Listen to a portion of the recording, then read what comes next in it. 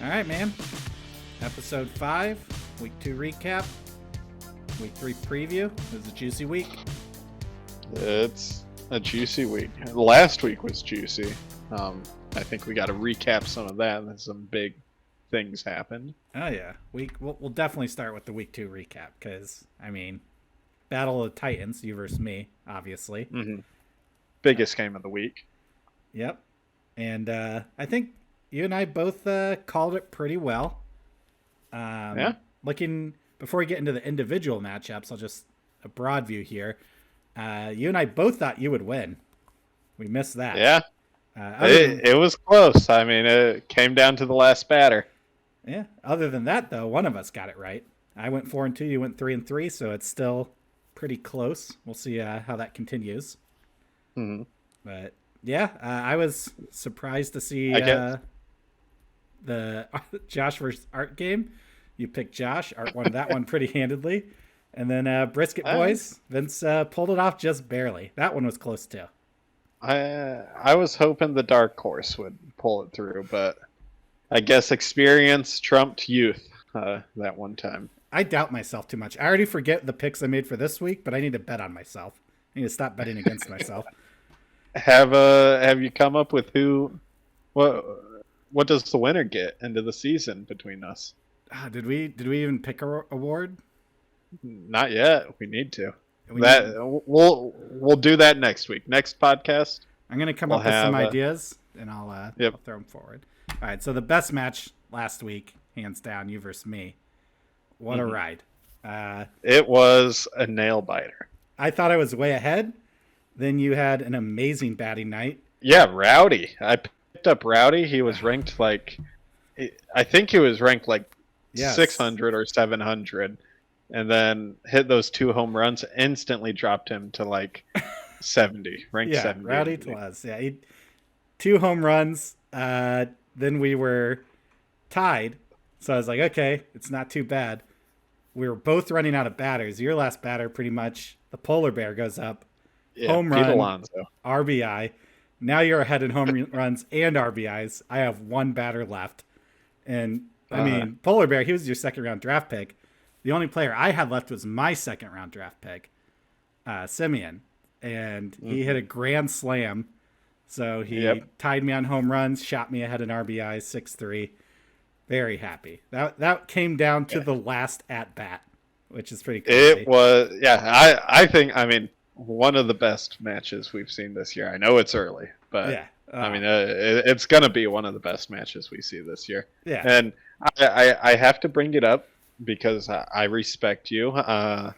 You were winning ERA and WHIP, and you could have kept your pitchers out of it, but you put them in like a man. Yeah. Like a man does. I let my pitchers go. I know it's a flaw, and I don't care. They play. It's your turn. Respect it. You're up. You're up.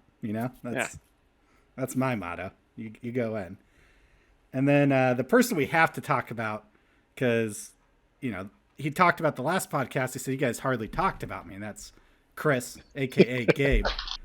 And well, you know what? We got a new Altina on top. Not yes, everyone may know this. Scott and Chris, they're brothers.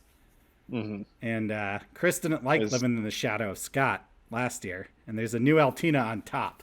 And absolutely, what a week! Yeah, for Chris, he balled out, and he did it versus Lucas, who, that was my dark horse. I did pick Chris to win the matchup, but it was that was my dark horse pick. That wasn't a sure thing, and that ended up working out. And yeah, Chris batting comes through. Yeah. I don't know what's up with Lucas this year. He hasn't hit his stride yet.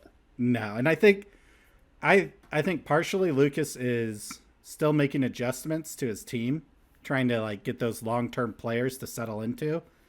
Mm-hmm. He was close on a lot of these. He was 1 win off. He did have a couple more innings pitched, so it's not like he punted the category or anything. But yeah, his batting has been lackluster. I don't think he believed me when the year started. I was like, I think your team is average batting. 10 stolen bases is pretty impressive. Oh yeah. Mm-hmm. Other than that, yeah. OBP, he was very close. .004 difference. and one win, all of a sudden this is a very different line here. But I mean, it was still a close week. He actually got some saves this week, which, I mean, won him a category. But I mean, you look at all those categories; they're all pretty close for the most part, except for runs and home runs. I'll remind everyone, including Chris, I picked Chris to be a playoff team. I said he was coming in with a chip on his shoulder. I can already tell he's making sure he has a lot of pitchers going. 60 innings pitched. That's pretty good. Yeah, no, it's a good win for him. And looking at the standings, deservedly at first place. Yeah. Yeah, looking good. 13-6-1. I'm there tied with him. And then at the bottom, ChatGPT and Josh. And you know what? They're only 2 wins behind Lucas, who finds himself way down here as well. So, yeah, I don't know. Any big surprises for you on the standings so far? I can't imagine being a double-digit standing. That has to feel bad.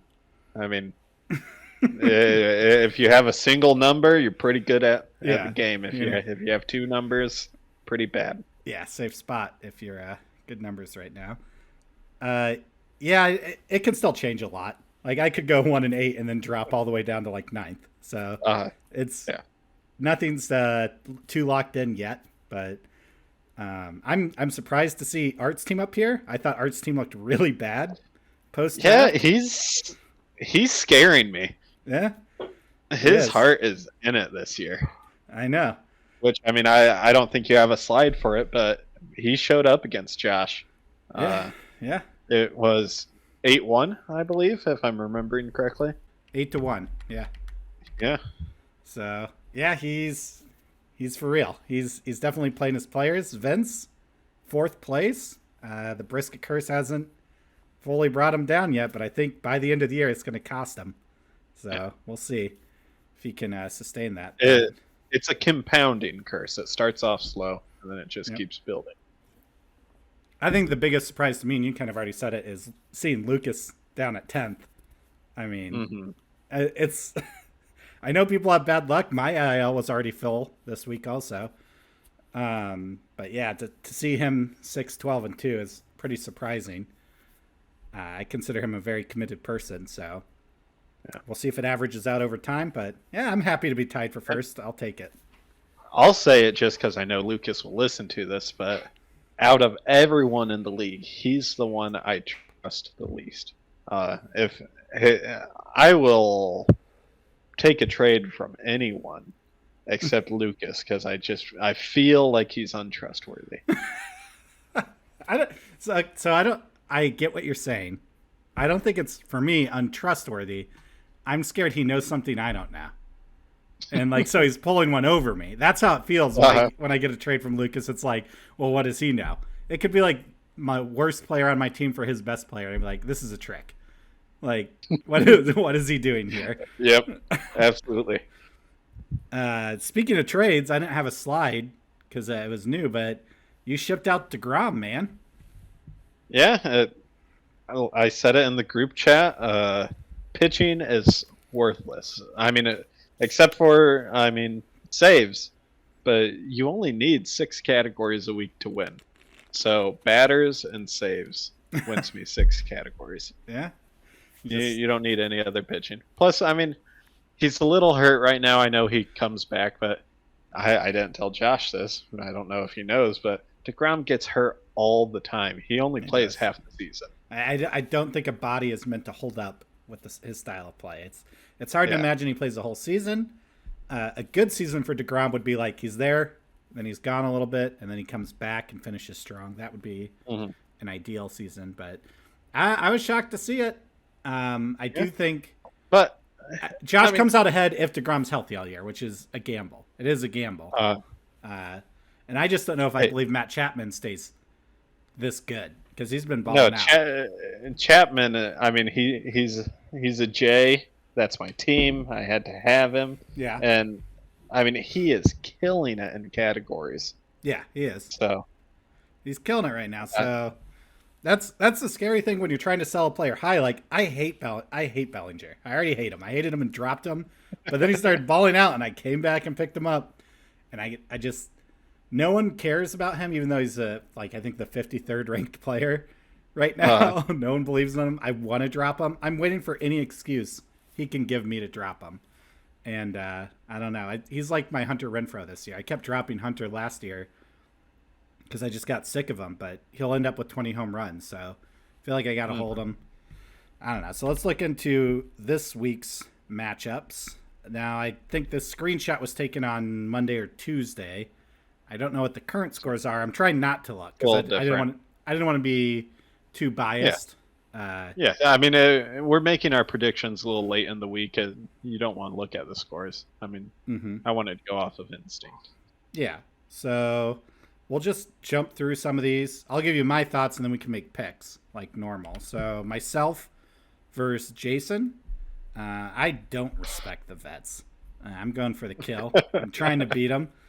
I looked through it, and my batting has not been that great this year, and I think it's going to decide it for us. I think I put on here it'll come down to home runs. I don't think I'm going to win it, but I did just earlier say I need to start betting on myself more. So we'll see. I have myself wins, saves, Ks. I don't think Jason can keep up with me in streams, and I'll probably win stolen bases. So I need that home run to really take this over the top. Jason, I mean, he's new this year, and I think he's picking up fast. He's still learning a little bit, but I think he's going to be a force to be reckoned with later in the season. Yeah, I agree. He has the formula. Those pitching teams are dangerous because there's only like 2 pitching teams, Jason and Josh. So they can really be the Achilles heel for a lot of good teams. So that's how I won last year with the pitching team. I tried to go batting team, and my batting sucks. So now I'm like pivoting to more of a pitching team to try to compete that way, buy myself some wins. All right, it's time for you to trade DeGrom out of Josh's team. I've already started talking to him. I was like, I can't believe Ethan didn't come to me. I love DeGrom. I've already tried to come up with some trades. He didn't want. You didn't Bellinger. have Chapman. he didn't want Bellinger, so I can't get him. On Nick versus Caleb, I have Nick winning this. I have him sweeping the pitching categories and winning stolen bases. I do think Caleb has a decent batting team, but Nick's team's pretty fire. Even though he's only 11-7, like his team is pretty good. So yeah, this might even be generous, but I definitely have Nick winning this one. I agree. I think Nick has it this week. Yeah, gotta respect Nick's team. So I think there's not too much to talk about here. Caleb's batting needs to show up in a big way, and then he needs to get lucky on pitching. Otherwise, he is going to get swept in this. Scott versus Ethan. This was an interesting one. Yeah, I think I mean, I know I may be a little biased, but I think it's going to be a close one, and I'm going to give it to me. I know you didn't at all. I mean, you think it's going to be 8-2, but here's the thing for me is Scott's pitching week 1, amazing. Scott's pitching week 2, trash. So I don't know if his pitching's real or not. I still don't have an answer on that. ERA and WHIP are hard to predict. You could easily win those. If you won those two, it'd already be 5-5, and then you only need like one extra batting category. So it's by no means a lock, even though by this picture it looks like I have Scott dominating. The reason I pushed Scott over the edge here is I think he hates seeing Chris succeed in life. You know, he has a chip on his shoulder. I'm playing this week with Chris in mind. Yeah, I'm here to help Chris out. Yeah, I think Scott's like, no, I'm the one. I'm the Altina who's good at this. I need to be back on top. So I think he comes out, pulls out all the stops, tries to get back on top here. So I think he's going to pay extra attention this week, so you're going to need to be careful. I'm telling you right now, Chapman hits my bench on Saturday. He's getting at least 2 home runs, and that's going to knock me ahead on batting. That's going to be crazy if that does happen. You should have him. Actually, I pushed through the trade, so you should have him. You should have him now. I thought it was just processing on Saturday. If I didn't touch it, it would go Saturday, but I always push them through so people can do same day trades. He's obviously getting 2 home runs now. Oh yeah, easy for him to do. All right, next one. Our current first place player, Gabe, Chris versus ChatGPT. Well, it's not going to be close. I'm sorry. ChatGPT is dying. I know you have it close here, but it's not going to be close. Chris is on a streak. Chris has had amazing batting. Yeah, I think we both can agree on that. And I think he has the best batting team. Aaron has actually had more home runs, RBI, stolen bases, and saves the first 2 weeks than Chris has. So I do think that Aaron has had bad luck matchups where he's playing people that really did well. And he's normally above average on category. So I think he's just having a little bit of bad luck with his matchups. I think his team is actually better than it looks. I know he's in last place, and this is versus the first place team. So it's hard to paint this picture where Aaron somehow shocks the world and wins this one. But hey, I think this could be a 5-5. I mean, I believe, and I could be wrong, for the first 2 weeks of last year, I was on top. Or am I mistaken? And I was dead last by a lot. I remember we were talking about, would Andrew ever make it to 10 wins? Period.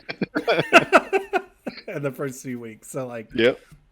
I was getting destroyed the first few weeks, and I think it's got to go his way eventually. He's got to get some luck. So I think that this could be a trap game for Chris Altina in first place here. And I don't know. We'll see. I also like seeing the rematch. We had this match last year to decide who got into the playoffs, and now Chris gets his revenge game. So we'll see how it goes, but I don't think it's as easy as you'd think. It is kind of a David versus Goliath matchup, first versus last, but I can see this going 5-5. All right. Father versus son. I'm giving the edge to Chris. Oh, yeah. Chris. I mean, understandable. He's in first, so it's hard to pick against him. I'm rooting for him. I want Scott to fail. I want him to fail so bad. He's had too much of the good life. He needs to struggle a little bit. Art versus Vince. Father versus son. Yeah, father versus son. Looking at their teams, ERA and WHIP seems pretty close. I think saves could push Vince to victory here. Art punts that category. I don't know. This is I have Vince winning this. But yeah, I'm going with Art though, because he's shown up the last 2 weeks. I mean, I don't know if it's luck that his players are doing really well, or if it's just some sort of little Art magic that he puts in there. But yeah, I mean, I'm father, giving it to son, Art. Very similar teams. I think Vince's batting's a little better. I have him losing one of those categories, OBP, which was also close between them. I think Art's been starting a lot of pitchers, so I think he could get winning in strikeouts, especially versus Vince. But he's punting saves, so it's going to come down to that ERA and WHIP. And I don't know. So this is going to be a close one. I have Vince winning it, though, as of right now. It could be a possible 5-5, but I don't want to say that unless it's worth 2 points for our betting. No. But I think we have to pick a winner for each one. Okay. So yep, I agree. So it's Art for me.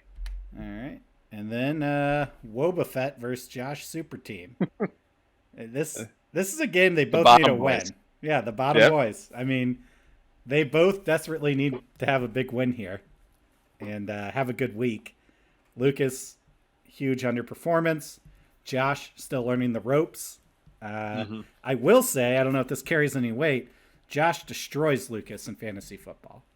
So I think that if Lucas was ever going to beat Josh, here's his chance.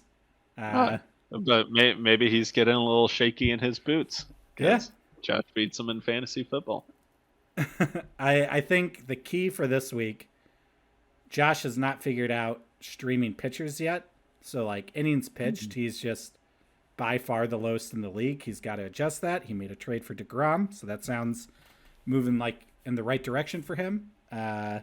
He's got to win through pitching. So I know Lucas knows how to stream. He does it well, as good as anyone in the league. So it's going to be a challenge. But yeah, I don't know. Lucas is kind of underperforming, and Josh's team has a lot of potentials. He just has to, harness the powers of the team. I'm looking at.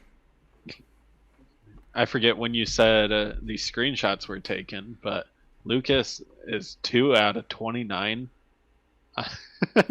Yeah. On his HABs. Yep. Yeah. I think this was taken Tuesday or Monday night, like early when I was putting them together. That's nothing. Yeah. But I mean, Josh also has half his innings pitched. I don't know. This is a tough one for me. I'm giving it to Lucas. He just has a little more experience, but I want to see Josh succeed. Yeah. I want him to get that itch, the baseball itch. So here's my picks, and I want to see where you disagree or agree here. So myself versus Cole. I have Cole winning. I'll give it to you. I'm betting on Andrew. All right. If I win this week, this is the last time I bet against myself. I have Nick beating Caleb. I agree on that one. I have Scott beating you. I'm a confident man, so I can't agree with that. It's me all the way. All right. I did also pick Chris to beat Aaron. Absolutely. I think we may disagree here. I have Vince beating Art. Nope. It's going to be Art. All right. And then I have Lucas beating Josh. I agree on that as well. All right. So I think it's another 3-3 scenario. We got 3 differences. Yep. But you've got Art, yourself, and myself winning, and I disagree with those. I bet on the podcast, boys. We know what we're doing. Right. I mean, yeah, it's gonna be close. Some of these are close. Like I had some of these as 5 and 5, but obviously I'm gonna make a choice. I got to pick someone to win. So yeah, that's the breakdown. That's week 3 preview, and I'm looking forward to seeing those Chapman home runs. I'll definitely open the podcast with those if that's what happens. You want to give me an over-under? Over-under on that happening? Yeah, 2 home runs. 2 home runs from today, the 20th, till the end of the week. I would put that at a 10% chance of happening. Oh, no. I'll give you a faux bet. All right. We're going to Kim Vu's after this. Done. And whoever loses buys. He's getting those 2 home runs. Fair enough. All right. I'll see you next week. Yep. Have a good week.